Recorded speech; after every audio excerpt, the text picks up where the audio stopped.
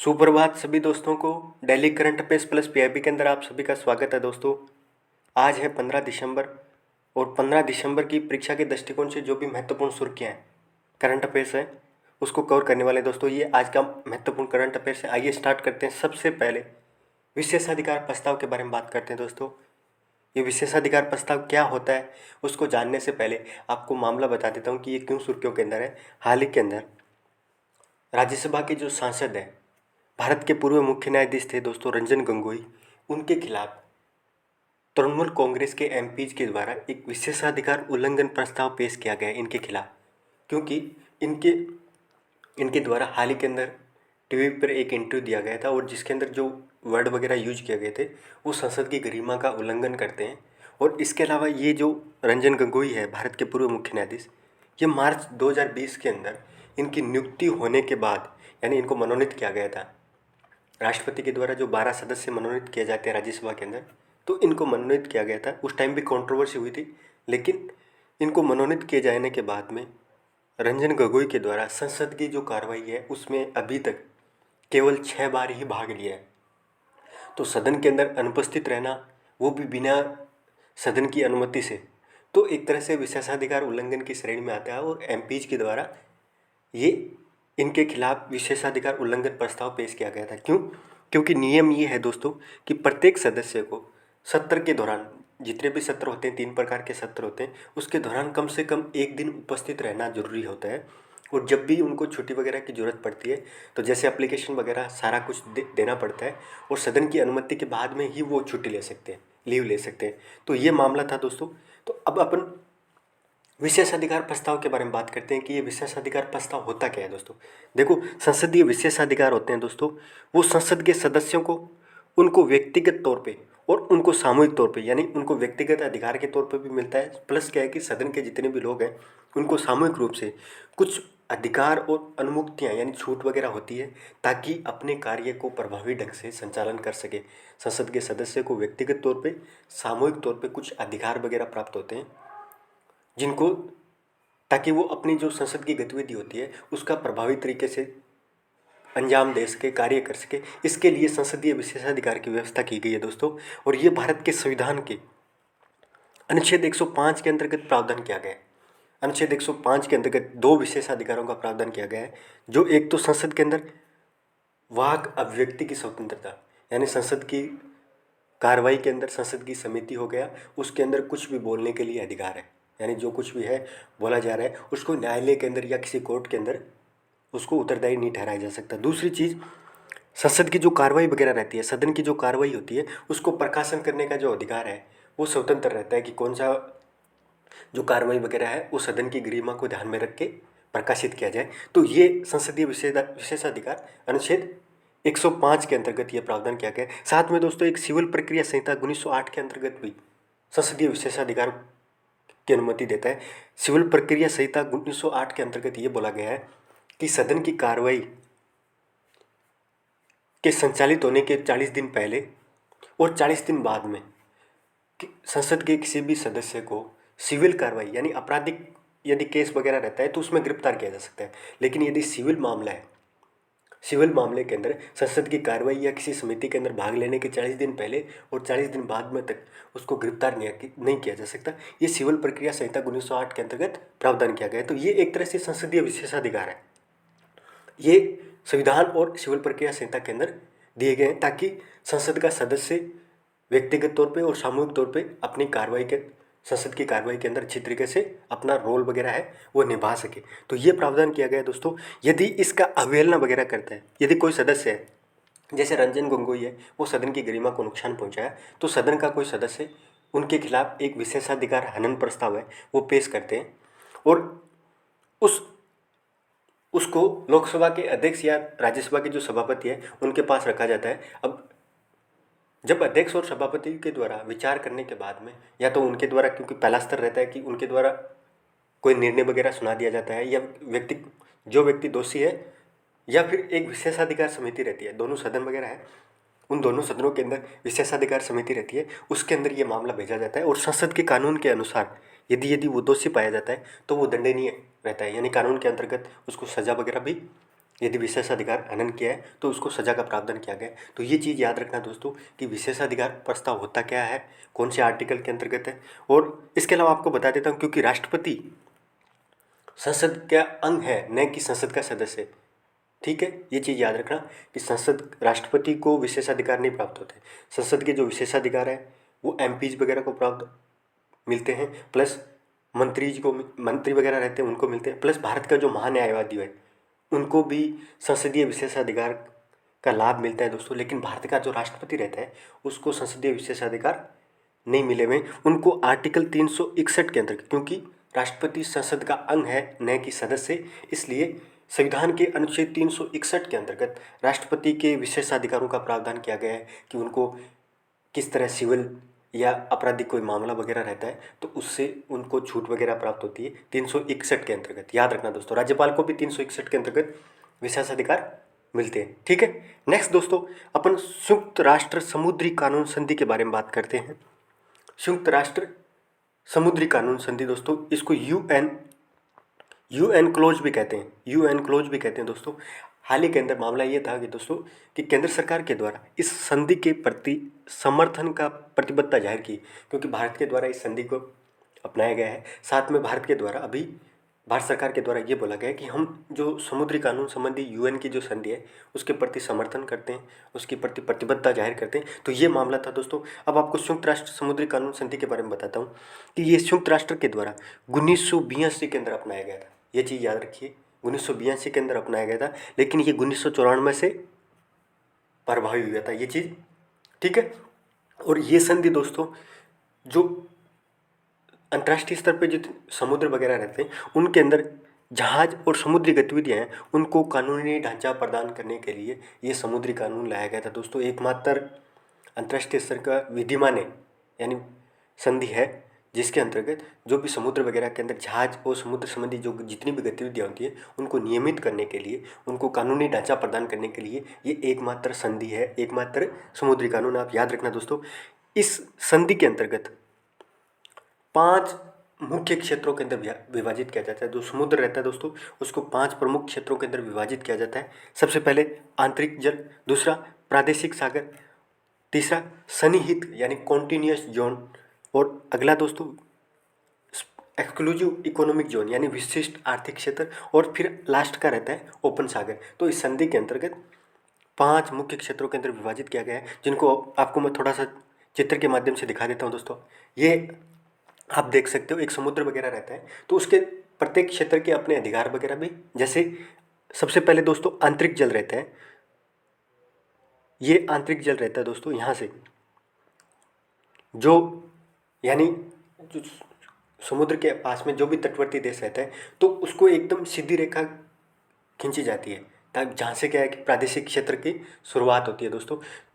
तो उसके अंदर का जो जल वगैरह रहता है उसको आंतरिक जल कहते हैं, क्योंकि सभी का तट वगैरह क्या रहता है, कटा फटा तट रहता है। तो उसको एक सीधी रेखा के अंदर खींचने के लिए जो भी अंदर का जल रहता है दोस्तों उसको आंतरिक जल के रूप में जाना जाता है। और जो फिर दोस्तों प्रादेशिक सागर रहता है वो इस आंतरिक जल की सीधी रेखा से लेके 12 नॉटिकल मील तक ये प्रादेशिक जल रहता है दोस्तों, जहाँ पे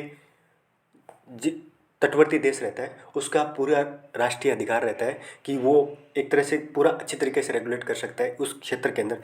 मान लो यहाँ पे कोई भी जहाज वगैरह भी, एरोस्पेस वगैरह भी यूज करना है तो भी जो तटवर्ती देश है उससे अनुमति लेना है। यहाँ पे टैक्स का प्रावधान है, कोई भी जल कोई भी समुद्री गतिविधि होती है उसके लिए सबसे पहले परमिशन वगैरह लेनी पड़ती है। टैक्स वगैरह का, मछली उत्पादन वगैरह, हर चीज़ का क्या है, प्रादेशिक क्षेत्र का मतलब ये हो गया कि जो तटवर्ती क्षेत्र है उसकी एक राष्ट्रीय संपत्ति है। ठीक है, कहाँ तक, 12 नॉटिकल मील तक। फिर दोस्तों यहाँ से जहाँ से क्या है कि प्रादेशिक सागर की शुरुआत होती है वहाँ से लेके 24 नॉटिकल मील तक दोस्तों ये कॉन्टिन्यूस जोन होता है, यानी सन्निहित क्षेत्र रहता है दोस्तों। जहाँ पे क्या है कि लीगल कंटेनमेंट, यानी यहाँ पे भी यदि कोई कर वगैरह वसूल करना हो या नौसेना के द्वारा क्या है कि यहाँ पे निगरानी की जाती है, और यहाँ पे भी सेम लीगल राइट रहते हैं। इस समुद्र यहाँ पे भी कोई भी समुद्री गतिविधियाँ रहती है उसकी भी रेगुलेट करने के लिए लीगल अधिकार किसके पास रहता है, तटवर्ती देश के पास रहता है कि यहाँ पे भी। और फिर दोस्तों आंतरिक जल से लेके 200 नॉटिकल मील तक एक्सक्लूसिव इकोनॉमिक जोन रहता है दोस्तों। एक्सक्लूसिव इकोनॉमिक जोन यानी विशिष्ट आर्थिक क्षेत्र, जहाँ पे दोस्तों तटवर्ती देश रहता है उसको कुछ राइट रहते हैं, जो प्रायोरिटी रहती है कि वो यहाँ पे मान लो समुद्री उत्खनन वगैरह है, यानी यहाँ के खनिज, समुद्री खनिज वगैरह है उसका इस्तेमाल करना, प्लस क्या है कि जो मछलियाँ वगैरह रहती है, मत्स्य पालन वगैरह है, उसका जो प्रायोरिटी राइट रहता है, यानी सबसे पहले उसको अधिकार रहता है, समुद्री खनिजों पर अधिकार वगैरह रहता है। लेकिन यहाँ पे टैक्स वगैरह का ये प्रोविजन नहीं किया जा सकता।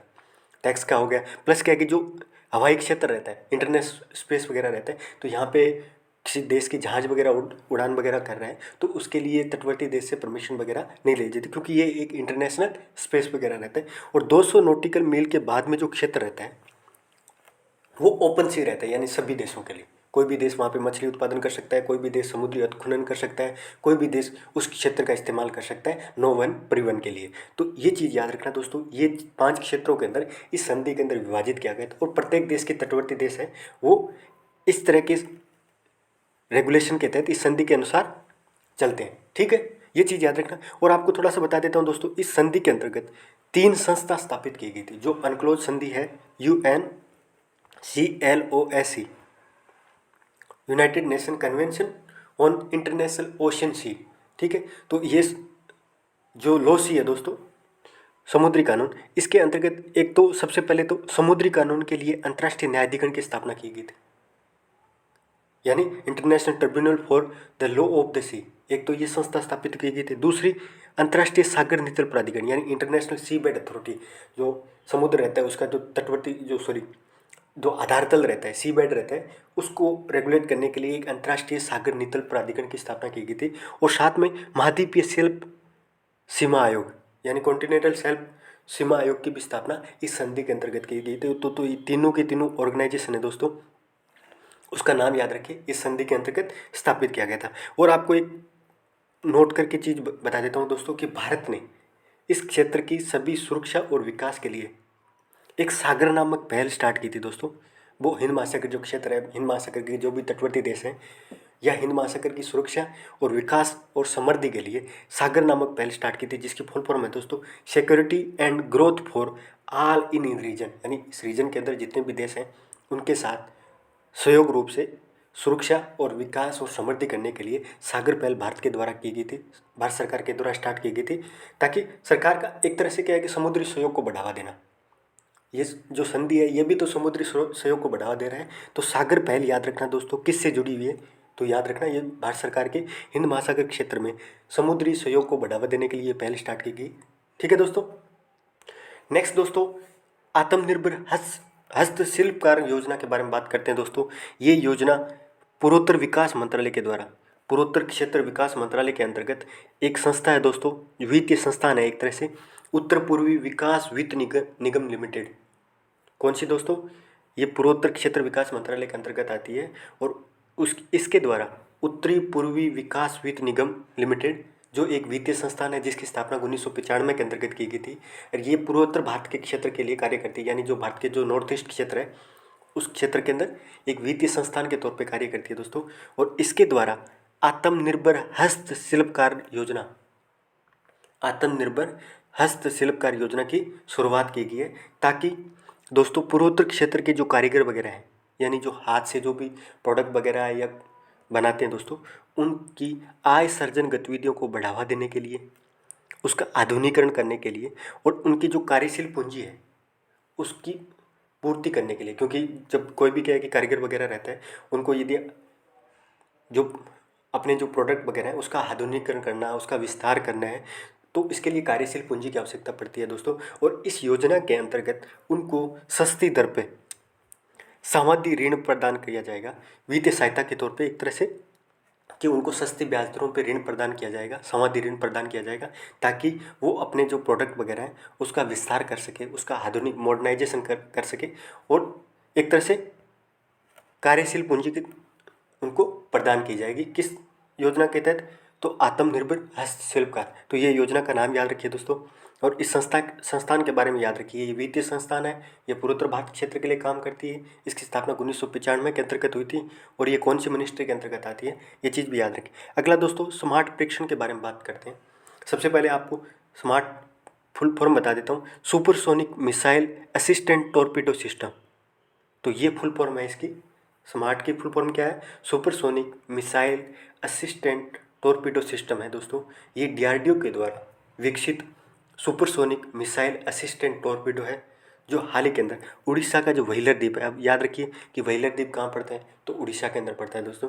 तो वहाँ पे डीआरडीओ के द्वारा सफलतापूर्वक इसका लॉन्च किया गया है। ये एक टॉर्पीडो है जो भारत की एंटी सबमरीन युद्ध क्षमता को बढ़ावा देने के लिए, जो सबमरीन वगैरह यानी पनडुब्बी वगैरह है, पनडुब्बी के प्रति युद्ध वगैरह है, ठीक है, उस क्षमता को बढ़ावा देने के लिए स्मार्ट का परीक्षण किया गया है। ये कण स्तर आधारित एक मिसाइल प्रणाली है दोस्तों, जो भारत की जो नौसेना है उनको पनडुब्बी रोधी युद्ध में स्टैंड ऑफ क्षमता की दृष्टि से एक मजबूत करने के लिए स्मार्ट का परीक्षण किया गया था। स्मार्ट का फुल फॉर्म है दोस्तों supersonic missile assistant torpedo system, ठीक है। इतनी बात इस परीक्षण के बारे में याद रखें। दूसरा अगला दोस्तों बाल स्वराज पोर्टल के बारे में बात करते हैं।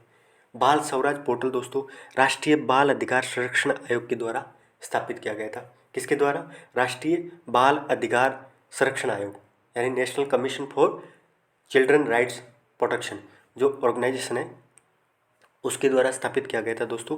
कौन से एक्ट के तहत? जुवेनाइल जस्टिस एक्ट 2015 के अंदर आया था दोस्तों। इसका हिंदी नाम है किशोर न्याय अधिनियम 2015 की धारा 109 के अंतर्गत एक तरह से निगरानी मॉनिटरिंग पोर्टल के रूप में बाल स्वराज पोर्टल स्टार्ट किया गया था। कौन से एक्ट के लिए? जुवेनाइल जस्टिस एक्ट 2015 के लिए, ताकि एक तरह से जो निगरानी वगैरह इस एक्ट की जो धारा 109 है उसके अंतर्गत। अभी क्या है कि दोस्तों कोविड की वजह से ये जो पोर्टल है ये पूरी तरीके से दोस्तों ऑनलाइन ट्रैकिंग करता है और उन बच्चों की रियल टाइम मॉनिटरिंग करता है जो कोविड-19 के दौरान अपने माता पिता दोनों को खो दिया दोस्तों। उनकी देखभाल और सुरक्षा के लिए बाल स्वराज पोर्टल की स्थापना की गई है राष्ट्रीय बाल अधिकार संरक्षण आयोग के द्वारा। तो याद रखना दोस्तों, ये पोर्टल किसने लॉन्च किया, प्लस इसका उद्देश्य वगैरह क्या है दोस्तों, और कौन से एक्ट के तहत, ये चीज़ भी याद रखिए। अगला दोस्तों वन लाइनर करंट के तौर पर आप याद रखिए, एशियन जो डेवलपमेंट रिपोर्ट है दोस्तों, ये एक तरह से क्या एशिया के डेवलपमेंट यानी विकास वगैरह है उसका फोरकास्ट करती है कि क्या इकोनॉमिक ग्रोथ वगैरह रहने वाली है दोस्तों। तो ये एडीबी के द्वारा, एडीबी एशियन डेवलपमेंट बैंक है दोस्तों, इसकी स्थापना मनीला के अंदर है दोस्तों ये, और इसके द्वारा इसका हेडक्वार्टर मनीला के अंदर है। तो इसके द्वारा हर साल एशियन डेवलपमेंट रिपोर्ट जारी की जाती है, एशिया देशों के इकोनॉमिक ग्रोथ वगैरह रहती है उसका फोरकास्ट करने के लिए। तो रिपोर्ट का बस नाम याद रखिए और उसकी जारी करने वाली संस्था याद रखिए।